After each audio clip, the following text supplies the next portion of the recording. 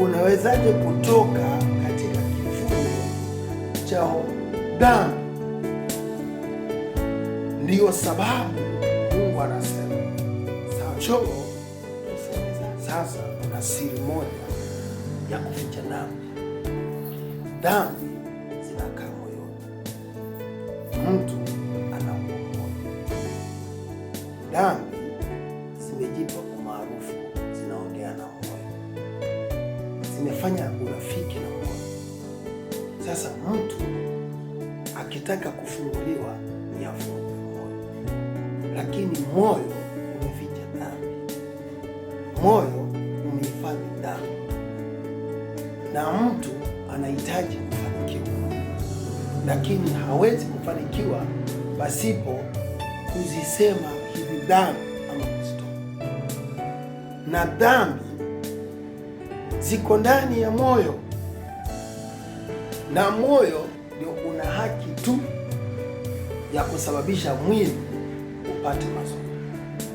Sasa kinachofanyika kwa siri ni nini? Ni siri iliyo ndani ya moyo. Unalia, unasema Mungu akusaidie. Moyo umejificha, umeficha dhambi, na moyo unahitaji Mungu, lakini dhambi zimeufunga moyo. Unawezaje kutoka katika kifungo cha dhambi? Ndiyo sababu Mungu anasema njoo tusemezane. Lakini tunavyozidi kusemezana, bado dhambi zinaushawishi moyo kwamba moyo usikubali. Sasa tunang'ang'ana ili ufunguliwe, lakini moyo bado umekusaliti, kwa sababu moyo umependa dhambi. Tukitaka utubu dhambi zote na moyo ukubali, ni turuhusu Mungu alete majaribu mengi, ndipo moyo utoke kwenye siri ili utaje dhambi. Na ukija kutaja dhambi, huenda itakuwa ni too late of that word, labda itakuwa ni mwisho wa neema ya Mungu ama the favor of God, itakuwa ni ngumu kufunguliwa. Ndio sababu watu hupata baraka nyingi wakati wamekuwa maiti, na sura za uovu zinafutika wakiwa wamelala pale kwenye jeneza, na hapo ndipo wanafanyiwa vitu vikubwa, kununuliwa jeneza kubwa, kupelekwa mochari kubwa, wakitolewa pesa kubwa kuliko wakati wako hai wanaweza kula wakiwa hai. Hana uwezo wa kuinuka aseme asante kwa kutoa mchango mkubwa. Hana uwezo wa kuinuka. Sasa dhambi zimesababisha neema yako yanakuja wakati umekufa, na ukitaka neema ya kuja ni ukiri dhambi upate haki yako kama ungali hai. Jina la Bwana litukuzwe sana. Hapa ndiyo mahali ambako lazima uangalie, je, una dhambi ngapi sasa? Kwa sasa una dhambi ngapi kwa saa hii?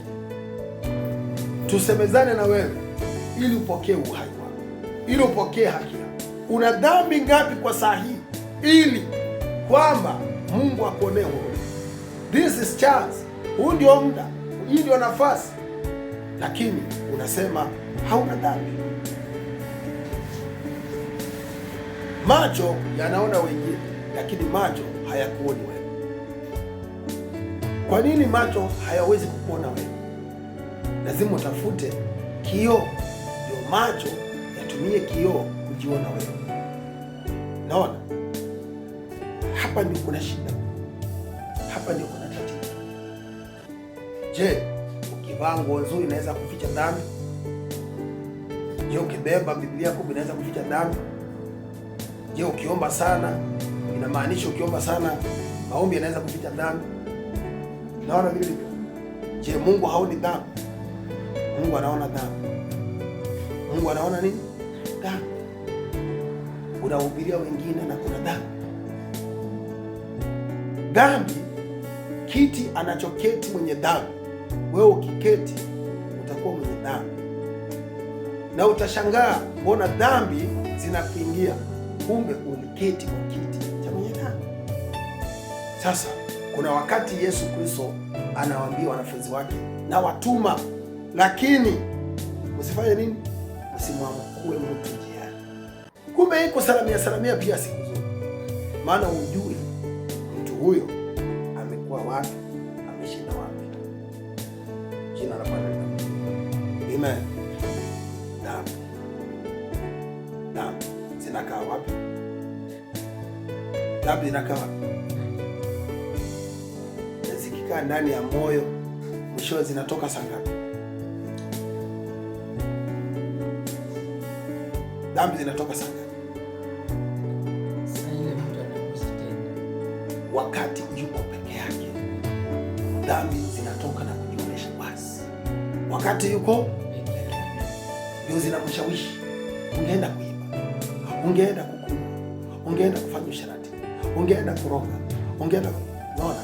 Dhambi zinatoka wakati uko peke yako, zinakuja life wakati uko peke yako.